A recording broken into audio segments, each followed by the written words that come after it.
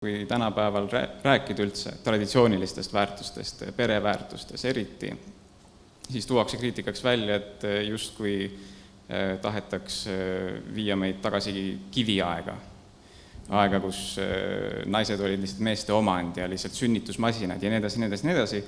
Aga see ühiskonna kurss, selline liberaalne, ütleme, kärgperede ühe öö suhete kultuur, see ongi kiviaeg.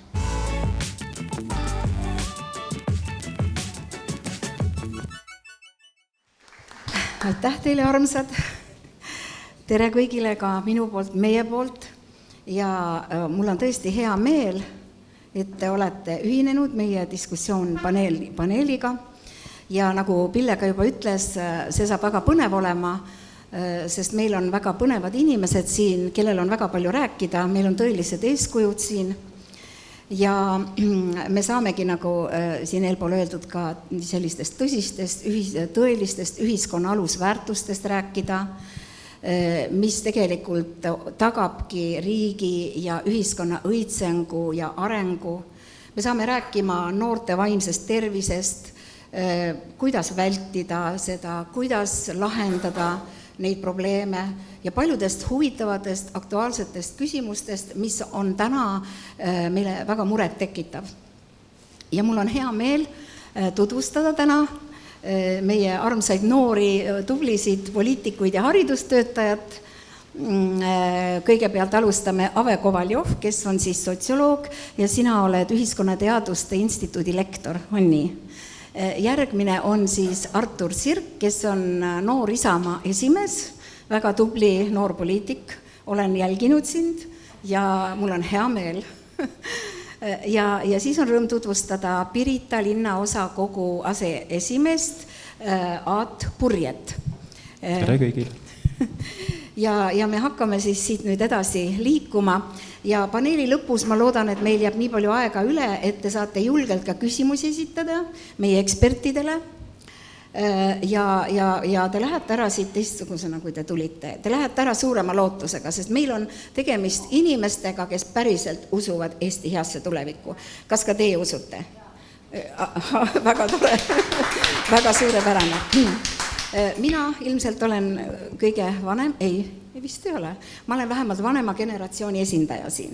Olles elanud nõukaajal, olles elanud vabas Eestis, olles kasvatanud 4 last, mul on 7 lapselast, kõike seda jälgides ja isegi hakates, kui vaadates meie tulevikku, siis ma ütleme natukene nagu tunnen muret meie laste tuleviku pärast, et milline see olema saab. Aga niipea, kui ma olen tuttavaks saanud meie noorte tublide inimestega, mul on lootust ja Eestil on lootust. Ja lihtsalt mulle nagu tundub nii, et ütleme see Eesti riigi nagu see laev, Eesti riigi laev on ikka tublisti kõrvale kaldunud sellest kursist, mis oli määratud Eesti taas iseseisvumise päeval ja sellest Eestist, mida me tegelikult ootasime. Ja minu esimene küsimus ongi, et mida teie noored arvate? Kas Eestil on lootust? Kas me suudame seda kurssi veel parandada ja muuta? Kes tahaks esimesena vastata? No eks ikka on lootust. Lootus sureb viimasena ja seda on ka kõige tumedamatel aegadel vaja. Ma ütleks niimoodi, et me teame ajaloost päris palju, et enne kui ühiskonnakorralduses mingite ränkade režiimide all elu taas elamisväärseks muutub, näeb see ühiskond ära totaalse pimeduse.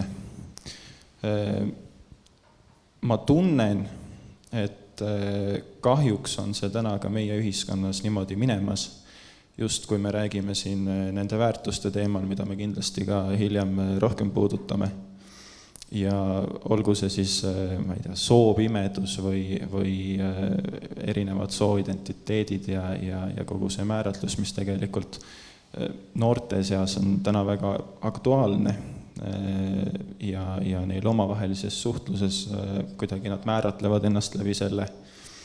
Aga nüüd ma ütlekski, et kui me ka oleme teel sinna pimeduse poole, siis mida me saame teha, on istutada see seeme veel nendesse alles jäänud tublidesse noortesse, kes võib-olla elavad selle aja üle, aga siis on taas üles ehitamas võib-olla natukene paremat tulevikku. See on väga julgustav. Ja tõepoolest, ega vabadus ei kuku niisama lihtsalt taevast alla, sellest tuleb ikka maksta hinda ja nagu ma mäletan, viimane Eesti vabanemine Nõukogude okupatsioonist oli ilma ühegi veretilgata. Ja nüüd me oleme siis jõudnud taas ühte tsüklisse, kus tuleb vist maksta mingi hind, et saada seda, mida tegelikult Jumal tahaks meile anda, mida me ise igatseme ja see ei tule kergelt. Aga kuidas sina kommenteeriksid seda teemat, Artur? Ma ütleks, et mingil määral ma võib-olla liiga idealistlik, et olla üdini optimistlik tuleviku osas. See on noorte nii tugevus kui ka nõrkus, et me võib-olla loodame liiga palju ja soovime liiga palju ja siis meeletult pettume selles, et päris asjad ei sünni nii, nagu tulevad. Aga milles ma siiski usun, on indiviidide tuleviku, konkreetsete perekondade tuleviku. Tervet riiki võib-olla ei anna päästa. Tervet linnagi võib-olla mitte, aga sest on nii palju tegureid, mis seal sisse mängivad, võib-olla looduskatastroofe, haiguseid, sõdasid, mis iganes, mis võivad 100 aastaid väga head tööd lihtsalt täiesti puhtaks pühkida, teha olematuks. Aga mis jääb, on see, mis on meie enda südametes olemas, mis me ise üles ehitame, mida me suudame hoida. Ja selle võrra ma näen, et ma küll ei näe, et inimesel oleks selles mõttes vastutus päästa maailma või päästa riiki või oma rahvast. Aga teha vähemalt nii paljugi ära, et tema oleks selline saareke, kui seal mingigi elu käib edasi.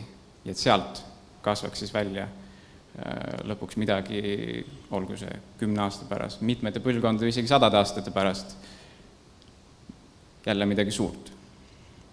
Ja kui me räägime nüüd kristlikust kultuurist, siis see ei ole üldse häbiasi, vaid see on uhkusasi.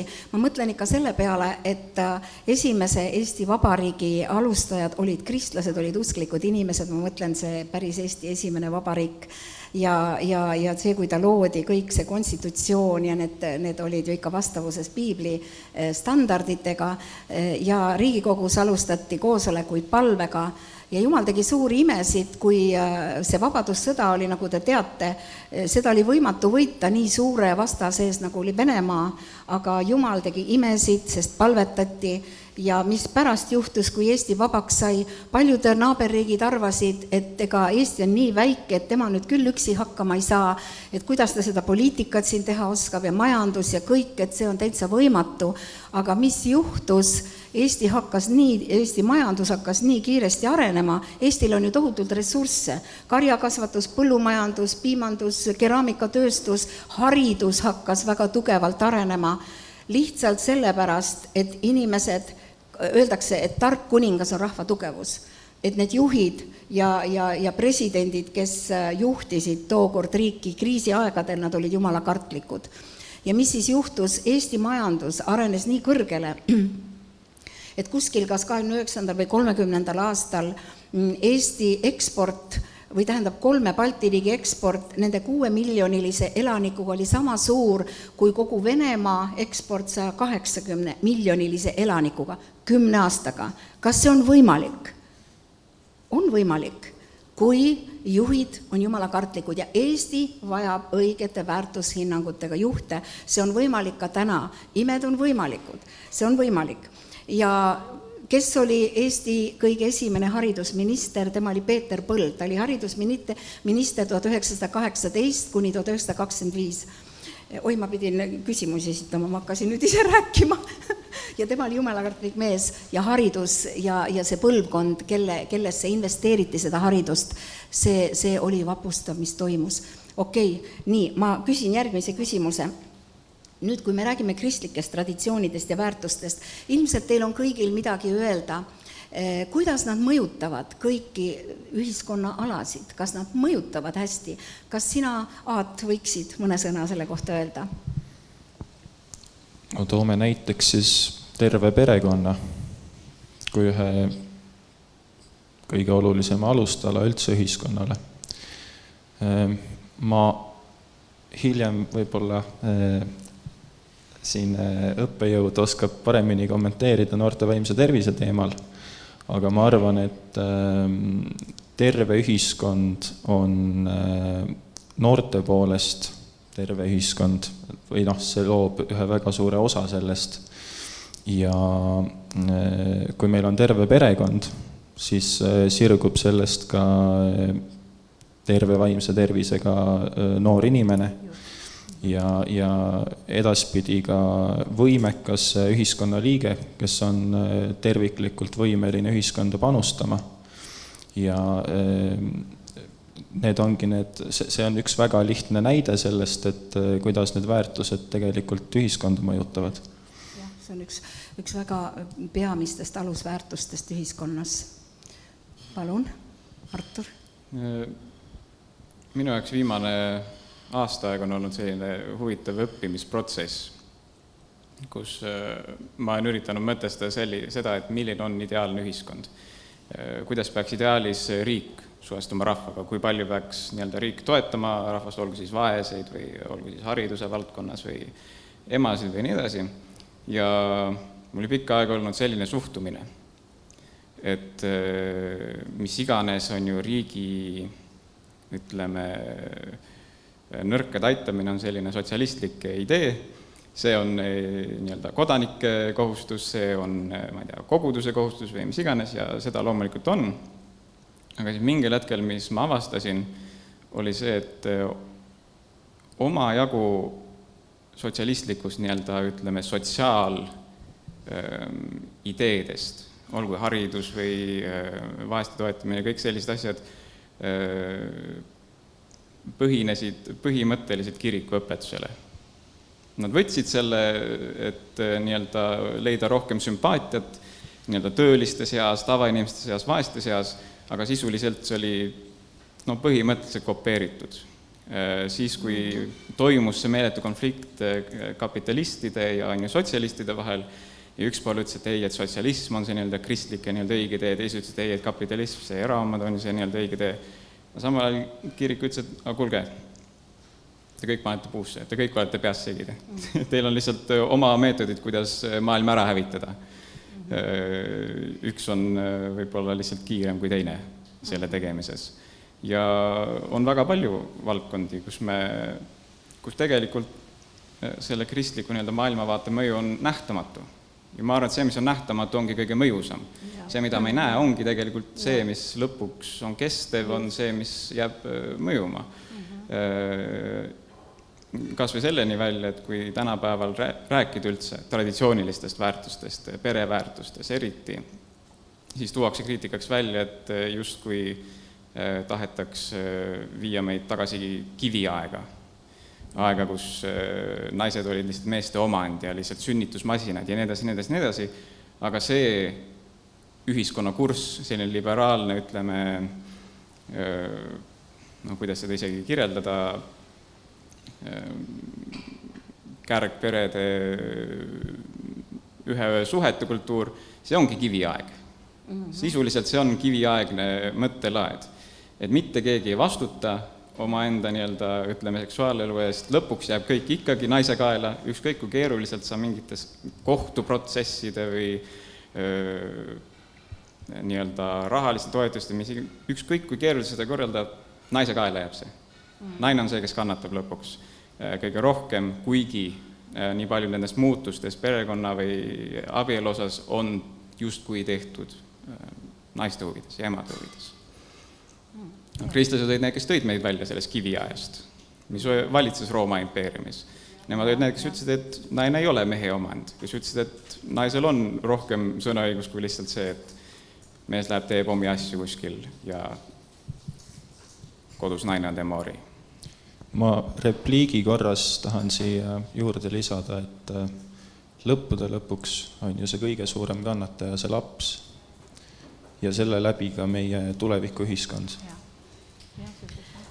Mina oleks Arturiga hästi nõus või kuidagi, mis mulle pähe tuli, et tegelikult meil ei oleks mingit haridussüsteemi või sotsiaalsüsteemi, kui kloostrid, kirikud ei oleks hakanud sellega tegelema, meil ei oleks, ma ei tea, kas või orbude lapsendamist, kui eks ju kristlik kogukond ei oleks hakanud sellega kohe alguses tegelema, et nii paljud asjad, mida kristlik kogukond on alguses teinud, riik on näinud, hea mõte, või kuidagi, et inimesed vajavad seda, ja teisest küljest, nagu sa tõid ka välja, eks ju, selle katkiste perede probleemi, et ükskõik kui palju riik püüab pingutada inimest toetada, kas siis ühe või teistsuguse ideoloogia kaudu või ühesuguste teistsuguste toetuste või institutsioonide kaudu, me kõik elame langenud maailmas ja selle tõttu on nagu kuidagi ikka katki, asjad on kuidagi katki, eks ole, et lõpuks me ikkagi jällegi vajame Jumalat, kes tervendab, Jumalat, kes võib anda meile ka nagu tarkust teha häid süsteeme, et selles mõttes koos Jumalaga nagu selles maailmas elada nii palju parem.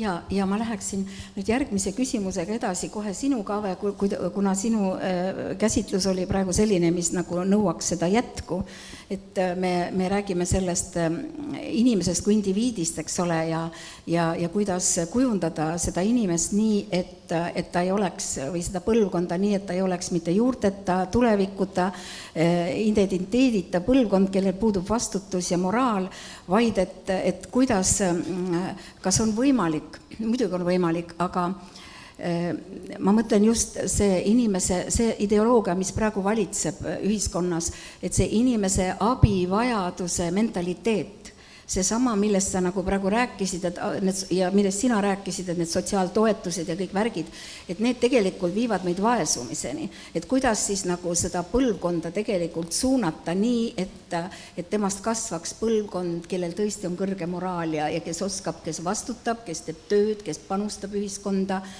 Saad sa aru, küsimuse pointis sul pikaks läks vist? Ma arvan, et ma ei vasta seda, mida sa ootad, aga mina sotsioloogina jällegi ma olen lugenud nii palju erinevaid uuringuid, kus ma näen, et kui halb see on, kui ebavõrdsus on suur, kuidas on need inimesed, kellel on madalam haridus või madalam majanduslik nagu kehvem majanduslik olukord, kuidas see tegelikult kandub ühest põlvkonnast teise, kuidas see mõjutab nende inimeste füüsilist tervist, vaimset tervist, nende võimalusi kas või haridust saada või see mõjutab nagu mitmeid põlvkondi edasi ja tänapäeval uuringud on uurinud, eks ju, ka kuidas kolmanda põlveni, andmed lähevad järjest paremaks, eks ju, et kuidas vanavanemate põlvkond juba mõjutab nagu lapselapsi ja et tegelikult mina arvan, et see on väga hea, et riik püüab ebavõrdsust vähendada, et riik püüab kas või aidata inimestel rohkem haridust omandada või need inimesed, kes on vaesemad, et neid aidata, et ma ei tea, mina sotsioloogina pean ütlema, et see on väga hea, sest see tegelikult aitab ka nagu järgnevaid põlvkondi. Aga kui me tuleme väärtuste juurde, siis jällegi, mida näitavad uuringud, et kõige tervemad inimesed, kõige paremate väärtustega inimesed kasvavad terves perekonnas. Ehk siis, et me võime küll üritada hästi palju mõjutada riigina, aga lõpuks on perekond see, mis kõige rohkem ikkagi mõjutab inimest. Ja ma lugesin ühte artiklit, kus oli juttu, et umbes kokkuvõetuna, et lõpuks loob ebavõrdsus see, et mina loen oma lapsele unejuttu ja keegi teine ei loe, eks ole, et see aeg, mis ma pühendan oma lapsele, mis ma loen talle unejuttu, selle võrra, eks ju, tema vaimsed, sotsiaalsed oskused, tema terve kiindumussuhe vanemaga, eks ju, et see kõik annab talle sellise eelise ühiskonnas, mida ei ole selle lapsel, kes kasvab üles perekonnas, kus temast võib-olla ei hoolita, kus tal ei loeta unejutte ja nii edasi, et lõpuks ikkagi uuringud näitavad ka, et perekond on kõige alus. Jah, täpselt nii on. Palun, noormehed, kuidas vastaksid? Ma lisaks siia juurde, et olles ise veendunud kapitalist, et iga rahva ja rahvusriigi kohus on tõesti, nagu siin ka eelnevate näidete puhul välja toodi, toetada perekondi, toetada haridust, toetada noorsootööd, kõike, millest on tõesti tulevastele põlvedele väga palju kasu. Aga nii nagu sa oma küsimuses mainisid, et kas see siis nagu mõjub laastavalt riigi rahandusele, et kas see viib meid pankrotti, ma ütleks, et ei, et seda saab väga asjatundjat ja sihistatult teha. et riigi ülesanne ei pea olema absoluutselt kõigile helikopterilt raha külvamine. Mina näen seda veel isiklikult niimoodi, et riik ei pea igale abivajajale andma kala, vaid ta peab andma kätte selle õnge, sellepärast et ühiskonna kohus ei tohi olla ka inimest laisaks teha. Kellel on abi vaja, loomulikult me aitame, aga keegi teine ei saa sind aidata nii palju, kui sa saad ise seda iseenda jaoks teha.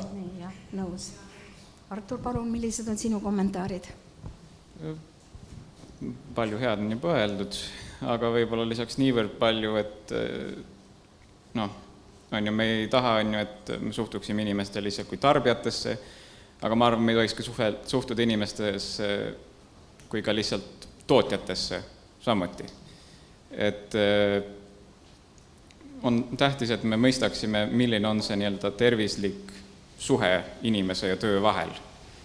Et kui meil on lihtsalt selline arusaam, et me töötame lihtsalt selleks, et maksta üür ära, süüa ja järelejäänud rahaga endale mingisugust luksust hankida, käia iga õhtu pubis ja osta suur telekas, teha korralik fassaad, kõik sellised igasugused asjad, ja siis sul on kõik see käes, vaatad ja ongi, et aga mis nüüd sellest? Siis ma näen, et see nii-öelda suhe, mis mingil määral peab igal inimesel olema oma tööga, on see, et ta näeb, et see annab midagi ühiskonnale juurde ja ta näeb, et see tööga teenib mingisugust kõrgemat, ütleme, ideaali. Et sa ei tööta lihtsalt selle nimel, et elus püsida, vaid et ka arendada midagi selle kaudu edasi. Et sinu lastel võiks midagi olla, et teistel inimestel sinu ümber võiks midagi olla. Ja selles mõttes see nii-öelda, kui jääda selle mõtte juurde, et meil on mingisugune igavikuline majanduslik kasv, mida me peame taga ajama, et ainult ülespoole, see on masendav. Et me ajame mingit utoopiat taga, kümneid aastaid töötame, see oli Nõukogude Liidu ja venelaste tegelikult see vaimsuse meeletu kollaps oligi see, et nad kümneid aastaid, 3 põlvkonda rügasid ennast totaalselt surnuks, veritsesid täiesti surnuks, mingisuguse utoopia nimel, milles algul küll südamest uskusid, aga lõpuks aina vähem ja vähem ja siis oli kõik, ei midagi. Ja meil ongi vaja mõista, et asjad tulevad ja lähevad, aga mis jääb, on ikkagi see, et kuidas me kasutame oma tööd nende inimeste jaoks, kes me ümber on, mitte et ehitada mingit abstraktset majandusmudelit. Mind muidugi kõnetas see kapitalismi teema ka, et üldiselt ajalugu näitab, ma ei tea, kas ma praegu panen totaalselt puusse selle väitega, aga vaielge siis vastu mulle, ajalugu üldiselt näitab, et sellised nagu mittekapitalistlikud või kogukondlikud ühiskonnad, kogukonnad, et nad liiga kaua nagu ei pea vastu, vähemasti iseseisvalt, et kui me mõtleme algkoguduse peale, eks ju, et alguses oli neil seal väga chill, et jagasid seal varandust, aga mingi hetk hakati annetusi neile koguma, et Paulus, eks ju, Korintose kiri ja kõik on nagu põhiosa on see, et annetage Jeruusalemma kogudusele. Et selles mõttes tundub, et see kapitalistlik mudel nagu töötab, aga ma arvan, et siin on nagu teatud selline raamistik, millest ta töötab hästi ja millest ta töötab nagu halvasti. Et kui meil on nagu selline kapitalism, kus tugevam jääb ellu, ehk siis selline darwinistlik kapitalism, siis ma arvan, et see ei ole lõppkokkuvõttes ühiskonnale väga hea. Aga kui meil on selline kapitalism, kus meil on, ütleme, on mitte ainult tööandja õigused, vaid on ka töötaja õigused, et on nagu mingid reeglid paigas, kus on nagu nõrgemad ka kaitstud, siis ma arvan, et see võiks töötada väga hästi. Jaa, aga selle kohta me saame väga head instruktsioonid piiblist. Et pole midagi paremat, pole midagi püsivamat ja jäävamat kui instruktsioonid, mida Jumal andis inimesele, kuidas siin maa peal elada ja kuidas arendada ja harida ja hoida ja nii, et ühiskond võiks õitseda. Ja tegelikult, kui sa näed, meie nimetame seda kapitalismiks, kui sa näed neid omandeid, mida Jumal usaldas Abrahami kätte, näiteks Iisaki kätte, nad külvasid ja lõikasid, see on seadus, nad tegid tööd, nad panustasid. Ja kui sa oled pidevalt sellises abivajaja seisundis, ma ei räägi nüüd seda, et vaeseid ei ole, neid on kogu aeg ja neid peab aitama ja see süsteem on ka Jumala poolt seatud, neid tuleb aidata. Aga me peame praegu siin silmas, et inimene kui indiviid, eks ole, kui kasvatada teda maast madalast, ka vanemad, kui nad õpetavad last töötama ja vastutama. Ma mäletan, minu tütar Pille oli 5 aastane, ta pesi nõusid, talle meeldis pesta, mis siis, et vett läks maha. Ma ei tahtnud lasta tal seal pesta, aga ta õppis seda tegema. Need olid lihtsalt asjad, eks ju. Ja just, ja mis siis peaks kujundama, mida meie täna nagu teha saaksime, minu järgmine küsimus oleks, et kuidas siis, mis peaks kujundama noore põlvkonna väärtusi, kas me alustame kodunt, räägime võib-olla koolidest, haridussüsteemist, et kuivõrd nende roll on inimese kasvatamisel ja kui me räägime õpetajast, kas ta ikka saab tänapäeval oma rolli täita või on ta nii koormatud üleliigsete asjadega, et ta ei saagi kujundada seda isiksust rääkimata õpetamisest ja nii edasi, et alustame, Aat, kuidas sina arvad sellest? Ma arvan, et see on väga pikk teekond, mis inimest kujundab. Lõppude lõpuks on see terve elu. Aga kust me alustada võime on loomulikult, ja nagu ka ennem sai mainitud, et tõesti eeskujud on läbi elu väga olulised. Ja kui me alustame kõigepealt perekonnast, kuhu laps sünnib, et tema vanemad oleks talle eeskujud, õpetaksid talle õigeid väärtusid, õigeid väärtushinnanguid, suunaksid teda olema kõige parem versioon iseendast, siis edasi tuleb lasteaeda, et lasteaias toimuks teatav väärtuskasvatus, edasi tuleb kooli, et koolis oleks nii-öelda isiksuse väljaarendamine, mitte nagu tema maalimine või tema nagu voolimine. Ja juba kooli ajal, eks ole, tegelikult me räägime kas või popkultuurist, siis tekivad popkultuuris mingid eeskujud. Ja nüüd, kui tullagi siia nüüd tagasi, siis kui me võtame lasteaia, siis ma tänases Eestis arvan, et tegelikult olukord on päris muret tekitav. Et erinevad, see on ju tegelikult meile kõigile teada, et erinevad nokulaulu leelotajad, eks ole, kes käivad lasteaiades, mis on suhteliselt nagu uus praktika, mida varasemalt pole rakendatud, aga ma arvan, et meie, kes me oleme üles kasvanud ilma selleta, me ei ole nagu kuidagi väärt vähem või me ei ole kuidagi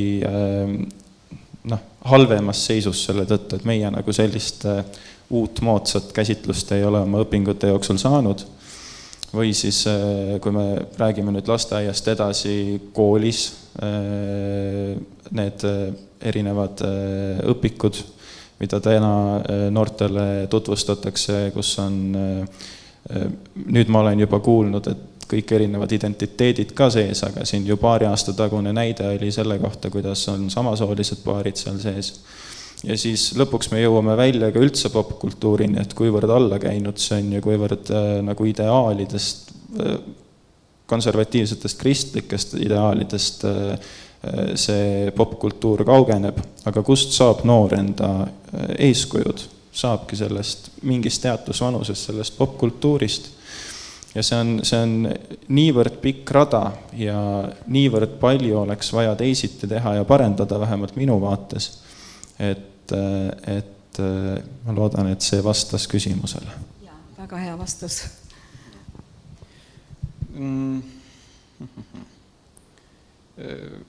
Kasvatusosa pealt üks asi, mis kindlasti väärib nentimist, on see, milline on see dünaamika siis selle nii-öelda kuldse kolmnurga sees, mis on kooli sees, laps, lapsevanem ja õpetaja.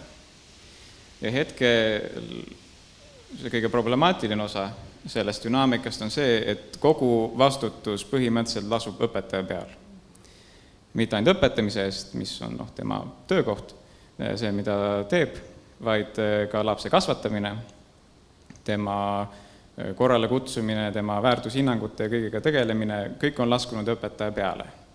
Ja see on meeletu koorem nende jaoks, sest kuidas asi peaks on ju olema, on see, et laps on noorest peale, teda on õpetatud, kuidas on ju süüa, kuidas istuda korralikult laua taga, kuidas olla viisakas ja lugupidav teiste inimeste osas, mitte segada vahel ja nii edasi, aga aina rohkem tekib juurde selliseid noori, kes tulevad kooli ja kuulevad sellistest asjadest esimest korda. Siis õpetaja peab seda neile õpetama. Siis sul on võib-olla 1-2 õpilast 20, 30, kes võtavad kogu tähelepanu ja kõikide teiste haridus kannatab selle pealt. Ja kui midagi kriitikaks välja tuua, siis küsitakse, et aga see on sinu töö ju.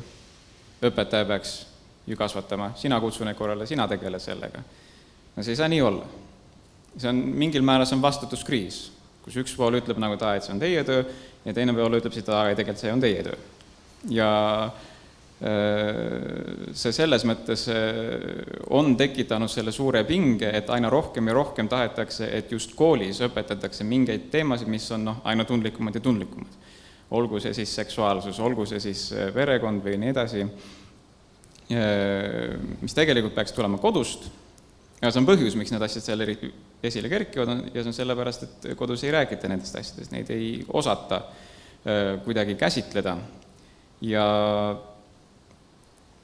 see loob väga sellise ohtliku suhete dünaamika, kus mingil määral see on inimese hingeelu kõige privaatsemate osade kuidagi sellisesse avalikusse sektorisse toomine. Ja nüüd järsku see on avalik huvi, mida iga laps õpib ja mida tal õpetatakse, kuigi see peaks toimima väga usalduslikus, väga privaatses keskkonnas, kus ta saab küsida vägagi keerulisi ja ebamugavaid küsimusi, aga seda ei saa teha keskkonnas, kus sul on 30 eakaaslast juures. No, tules tagasi selle algse küsimuse juurde, et mis on kõige olulisemad noorte väärtuste mõjutajad, jah? Et nagu ma juba ütlesin, pere on absoluutselt kõige tugevam mõjutaja, vähemasti kõige olulisem, ja ütleme, haridussüsteemi mõju saab siin vaadata nagu mitmest vaatenurgast, et see positiivne vaatenurk, võib-olla selline funktsionalistlik vaatenurk võiks olla see, et haridus üritab siis kompenseerida neid puudujääke, mis kodus on. Ütleme, need lapsed, kelle, uuringud ka näitavad, et need lapsed, kelle vanemad on võib-olla vähem haritud, et nemad saavad haridusest rohkem kasu. Et need, kelle vanemad on rohkem haritud, neid ka vanemad võiksid kodus õpetada ja see haridussüsteemiga või süsteemita nad saaksid targaks igal juhul. Aga et haridussüsteem on kõige kasulikum just nende laste jaoks, kes kodus seda ei saaks. Ja selline teistsugune, ütleme võib-olla konfliktiteoreetiline või marksistlik vaade sellele haridussüsteemile on see, et eks ju meil on eliit, kes üritab oma väärtusi siis ühiskonnas kultiveerida selleks, et saada võimu ja ta teeb seda muuhulgas ka haridussüsteemi kaudu ja ta siis üritab selle kaudu vähendada nii-öelda perekonna mõju lapsele ja kultiveerida siis nii-öelda oma väärtusi selles lapses. Et see on nagu kindlasti selline konflikt nii-öelda ühiskonna ja perekonna vahel, eks ole. See tundub, et sellest koorub nüüd välja, et see kõik on väga kompleksne probleem, eks ole, et see algab perekonnast, see hakkab lapsepõlvest, samas need traumad, mida laps võib lapsepõlvest perekonnast saada, need annavad tunda ju ka siis, kui ta on täiskasvanud ja ta saab ise emaks ja vanemaks ja eriti praegu, kus ühiskonnas on ikka väga tugev surve perekondadele, siis laste vanematel praegu on väga raske selle olukorraga toime tulla, kui nad peavad võitlema ellujäämise eest, võitlema, et sissetulek oleks piisav, võitlema, et paljud on ju kaotanud oma töökohad, neid probleeme on palju ja siis sa pead olema veel valmis lapsele nagu jagama seda tuge ja turvalisust, aga kui lapsevanem ise on juba vaimse tervise häiretega, eks ole, et see on terve kompleksne probleem, et me näeme, et siin on vaja sellist ühiskonna tervenemist, ühiskonna taastumist ja see on koht, kus me, nagu sa enne ütlesid, kus me peame rahvana panema oma pilgu üles Jumala poole, sest ühiskond vajab tervenemist ja taastumist, see tähendab, tuleb tagasi saada midagi, mida me oleme kaotanud, see on väga kompleksne probleem. Ja nüüd ma läheksin järgmise küsimuse juurde. et me jõuamegi nüüd vaimse tervise probleemide juurde ja kuidas neid inimesi siis aidata ja siia ma kätkeksin ka, et selle küsimuse, et kuidas käsitleda probleeme seoses seksuaalsete sättumuste ja probleemidega noorte seas, vaata see on jälle nagu 2 küsimust ühes küsimuses, aga niikuinii me võime nüüd pikemalt peatuda, et siin on kindlasti palju rääkida, et kuidas sellega tegeleda, milline on abi ja kas on abi ja kas on ainult meditsiiniline või on piibellik ainult või on siin mõlemad, nii et palun alustame siis Aatist. Vaadake, ma ei ole vaimse tervise spetsialist, nii et mul ei ole mingeid terviklikke lahendusi täna siin välja pakkuda, küll aga mida ma oskan öelda ja millele ma oskan üles kutsuda, on ikkagi märgata ligimest, et panna tähele nii palju, kui sinu võimuses on oma lähiringkonnas, kas ma ei tea, inimese puhul on märgata mingisuguseid drastilisi muutusi või et suunata teda oma parima äranägemise järgi võib-olla abi saama. Et see on nagu see, millest mina lähtuksin ja mida mina niimoodi kõrvalt vaatajana oskan öelda. Mis on vaimse tervise hädadega vaevleva inimese nagu selline terviklik lahendus teie tervenemiseni. Mina sellele täna vastust ei tea. Kas sina tead vastust, Artur? Kuidas seda teemat nagu käsitleda? Me saame täna selles veel rohkem sügavamalt rääkima, arvan teise poole sees. Kui meil on pilt reaalsusest, on ju, me ei kujunda seda vaakumis. Me ei tee seda tühjast, me ei loe seda kuskilt õpikust, et võt, selline peab olema maailm, selline peab olema mees, selline peab olema naine, selline peab olema suhe. Sa ei saa seda, õpiku sõnad on lihtsalt sõnad, mis suhestuvad kuidagi tegelikult meie juba olemasolevate kogemustega, meie olemasolevate mõtetega, asjadega, mida me oleme juba päris elus näinud. Ja kui rääkidagi igasugustest, ütleme, või minu selline, ütleme, talupojamõistus, kuidas mina suhtun selles mõttes igasugustesse võib-olla sellistest nähtudest nagu vaimsed haigused on see, et on mingisugune reaalsuskriis. Et ei suuda suhestuda maailmaga sellisena, nagu see täpselt on. Et tajutakse, et okei, ma näen maailma, et kuidagi on ühte moodi, aga samas peaks olema nagu teistmoodi. Aga ei saa päris nagu sõrme selle peale, et mis moodi siis täpselt peaks olema. Ja no ma olen erinevate inimestega rääkinud, üritanud võimalikult nagu hästi mõista, no olgu siis, kui rääkida homoseksuaalse taustaga inimestest või inimestest, kes on langenud näiteks lähisuhtevägivalla alla, siis seal on terve loogika taga tegelikult. Kui sa piisavalt kuuled, saad aru, et see ei ole mingi lihtsalt, et neil on kõik kruvid logisevad, vaid seal on väga selge, ütleme selline tänava loogika taga. No puhas ellujäämisloogika tegelikult. Kui näiteks rääkida mõndade inimestega, kes on ennast näiteks määratlenud biseksuaalideks, homoseksuaalideks, siis see võib olla, et algul see niivis üldse ei olnud, aga võis olla niivis, et neil on nii palju negatiivseid kogemusi lähisuhetes vastassoo inimestega, et kuigi nad saavad aru loomu poolest, et nagu jah, justkui nagu vastassugupool peaks olema see, kellega ma nagu loon neid intiimseid suhteid, aga samas idee ja reaalsus ei kliki. See ei kehastu kuidagi, seda ei ole näha, seda ei ole kogeda. Ja see ongi nagu see, et nad hakkavad vaatama oma sugu poole, et okei, naised ei ole vägivaldsed niivõrd. Seda viisi, nagu mehed on tihti peale. Naised ei ole niivõrd, ma ei tea, kalgid, külmad, asjadele keskendun, nii edasi. Mõtled, okei, äkki sealt ma siis leian selle, mida ma soovin. Ja paratmatus see ka on ju jookseb lõpuks ka selles mõttes nagu tupikusse, et seal on vaja, et see ideaal kehastuks sinu silme ees. Sul on vaja näha nagu päriselt toimivat perekonda. Kui kui sa ei näe seda, siis sa võid lõputult harida, aga see ongi see, et okei, ma tean, armastus on tore, keda huvitab? Ausalt öeldes, keda huvitab, mina ei ole seda näinud, mina pole seda kogenud, mul täiesti ükskõik sellest perekonnast või armastusest, sest ma pole seda elu sees näinud. Ja selle sa vastu vaielda tegelikult, sest see ongi see reaalsus, milles nad elavad ja ainus viis tuua inimesi välja sellisest reaalsusest ongi näidata neile midagi paremat. Ja seda ei saa näidata filmis, seda ei saa näidata raamatus, seda peab otse meie silme ees olema näha. Mina võib-olla tuleks tagasi selle noorte vaimse tervise teema juurde, et lugesin just teades, et see üritus tuleb, oli just nagu selle koroona olukorraga seoses telliti suur uuring, rahvastiku vaimse tervise uuring, mida siis juhtis kuulus psühholoog Ken Konstaabel Tervise Arengu Instituudist ja vaatasin seda raportit ja sealt tuleb välja, et seal hakati küsitlema 18 eluaastast alates ja tegelikult kõige kehvem vaimne tervis on 18–24 aastastel, no seal lihtsalt nooremaid ei olnud ja neil on kõige rohkem depressiooni, kõige rohkem ärevushäireid, kõige rohkem nii seda depressiooni, mis nad nagu küsimustikust välja tuleb, kui ka haigekassa andmete põhjal diagnoositud depressiooni, neil on kõige rohkem igasuguseid häireid, obsessiiv-kompulsiivseid häireid, muid häireid ja siis mingis uuringu osas oli küsitud ka 15–17 aastas ja nende tervis oli nagu vaimne tervis oli veel kehvem.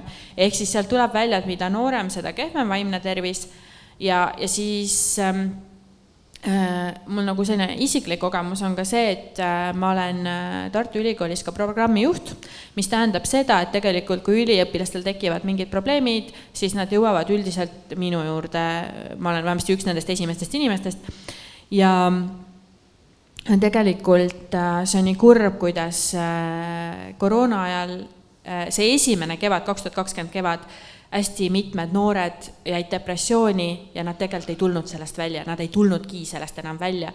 Et ma nägin, kuidas nad sügisel üritasid uuesti hakata loengutes käima, aga nad ei suutnud. Ja üks asi, mis hästi selgelt välja tuli, oli kogukond ja suhted. Need inimesed, kellel oli armastav kogukond ümber, kes said jagada, kellel olid ka suhted ka kaastudengitega, need üldiselt ei sattunud depressiooni või see läks neil kuidagi kergemalt see periood, aga need, kes jäid päris isolatsiooni, kes jäid päris üksinda, et need tegelikult ei suutnud sellest enam välja tulla. Ja tegelikult, mida see raport ka näitab, et teine grupp, kes on kõige suuremas sellises depressiooni ohus, on 80-aastased ja vanemad. Ehk siis seal on täpselt see sama suhete teema tuleb välja, eks, et see on see vanusegrupp, kelle tervis võib-olla juba on kehvem, nad ise ka nagu nii palju võib-olla väljas ei käi või ei saa suhelda ja nad jäävad ka üksinda koju isolatsiooni, et tegelikult suhted, head suhted, armastavad suhted, usaldavad suhted, et see on nagu üli oluline. Ja mida veel see juurde tuleb, me tegime veel ühe nagu sellise kvalitatiivse uuringu ka, mis oli sellise vaimse tervise fookusega ja uurides just peresid, siis ühest küljest peredel oli hästi suur surve, eriti emadel, kes pidid tegema kodukontorit, kooli lastega ja kõike muud, eks ole, et neil järsku oli korraga mitu rolli ühes kohas. Ja see oli nagu raske.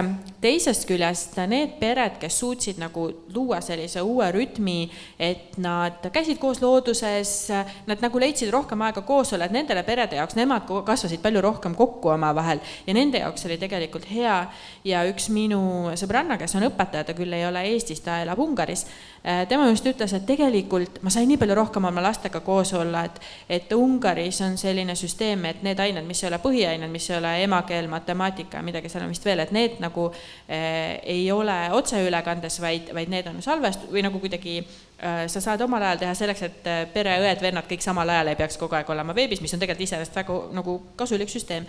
Ja ta ütles, et tema andis vist muusikat ja kehalist, et salvestasin oma tunnid ära või tegin need ülesanded lastel ära ja ma sain kõik ülejäänud aja oma lastega koos olla. Et tegelikult need pered, ja loomulikult, eks siin on pere nagu materiaalne olukord on ka väga oluline, et kui sa ikkagi pead viiekesi, ma ei tea, ühes või kahes toas, eks ju, kõik korraga tegema, kes kodukontorit ja kes kooli, et see on väga pingeline ja eriti kui sul on ka üks arvutikega selle kamba peale ja see on väga keeruline. Aga kui sul juba need, kellel olid oma aed näiteks või et nende jaoks oli kõik oluliselt lihtsam, eks ju, iga ühel oma tuba, oma arvuti, oma aed, et sealt juba nagu läks väga palju lihtsamaks see. Aga sealt just tuli ka välja, et need pered, kes leidsid võimaluse koos vaadata komöödiafilme näiteks, koos nagu naerda, koos käia looduses, et need, kes leidsid sellised funktsionaalsed viisid nagu koos aega veeta, nende jaoks see aeg oli tegelikult hoopis hea ja see lähendas neid. Seda on hea kuulda, et tegelikult on ka lahendused ja suunad olemas, et see kõik on väga traagiline, on ju, mis on juhtunud ja me tahame nüüd tegelikult teises pooles neid asju sügavamalt vaadata, seda perekonna asja, laste tervist, seal ütleme seda seksuaalse sättumuse, me tahame kõiki neid inimesi aidata tegelikult, et kuidas me seda kõige paremini teha saaksime. Ja siis me saame jagada veel, mis on meil südames poliitikutel, ekspertidel, meie Eesti jaoks ja seda kõike me teeme siis nüüd teises pooles, et praegu me võtame kokku selle esimese poole ja me täname teid kõiki kuulamast ja võtame väikese pausi nüüd. Aitäh!